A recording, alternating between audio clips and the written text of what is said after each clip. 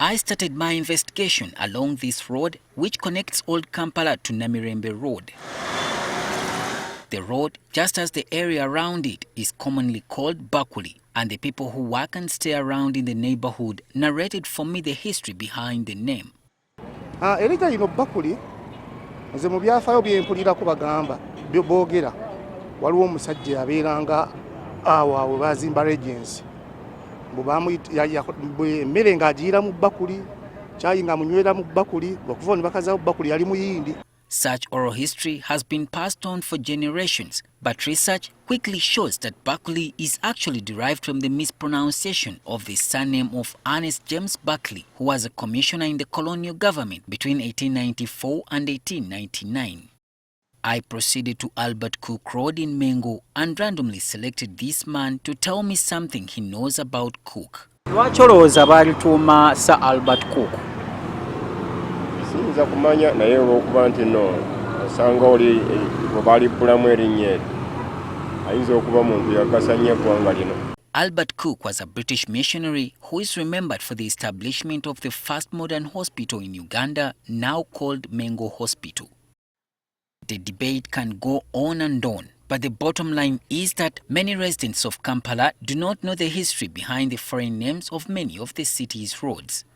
After the country's independence in 1962, some Ugandans believed they would shed off all the influences of their former colonial masters and rebuild the country in a true Ugandan image.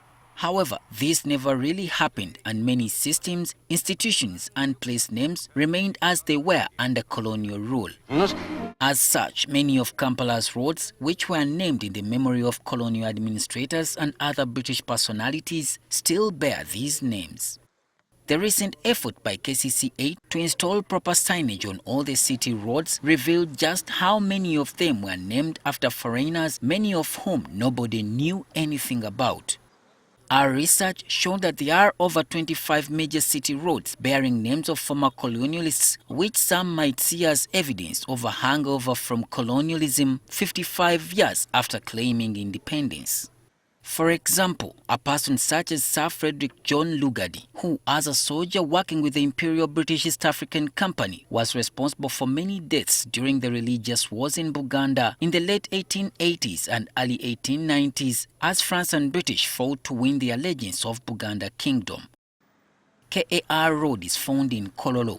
The abbreviation in full is King's African Rifles, which was a colonial army used to combat any kind of resistance to British rule between 1902 and 1960. Other people such as Sir Robert Thorne Corrington, Sir Francis de Winton, William Macnon, H.M. Tufnell and others who were directly involved in the scramble for and annexing of Uganda all have roads named in their memory. John Bosco Kalule has been an African history teacher for more than 25 years. He says that the presence of such road names reminds Ugandans of the torment that they went through during colonialism. I'll give an example of Kano Colville. He was a commander who fought the Banyoro and added that part of the area to the country Uganda. And to Ugandans, and more particularly to a Munyoro, he would think that that man was a bad man by fighting and taking independence of Munyoro and adding it to a country called Uganda. Probably by that time they did not mean anything to them. Karule believes that though some of the people the roads are named after contributed positively to Uganda's growth, it's high time Ugandans forgot them. I am of the view that these names should be renamed according to important people who have played a big role into the life and probably anything good for this country. Baffe twasomeranga byebimu ku bibuuzo ebyatubuuzibwanga sipiiki ne bakubulya sipiiki yakola bino yakola oba oli awo kyesimanyi kati kisirabasi z'omulembe guno oba bikyaliko. We asked Peter Kauju, the spokesperson for KCCA, about the procedure considered when naming roads in the city. He also told us that the foreign names have lived with us for long, which could make it hard for people to accept new names.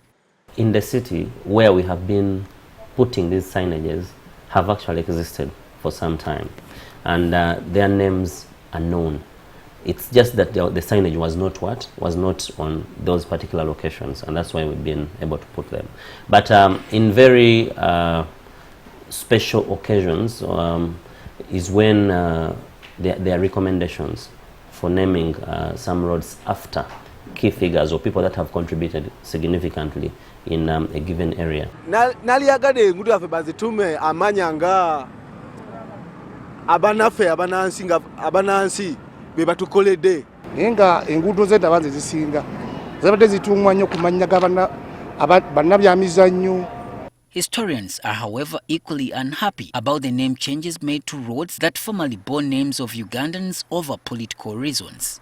However, there are also roads named after Ugandans most people know nothing about, and the argument might be that this does not serve much historical purpose. There are roads with names of former colonial masters and their relatives who are still alive. KCCA has a long way to go to help Kampala's residents know the history behind the names of these roads, if at all they are to be maintained in the city. Solomon Kaweesa, NTV.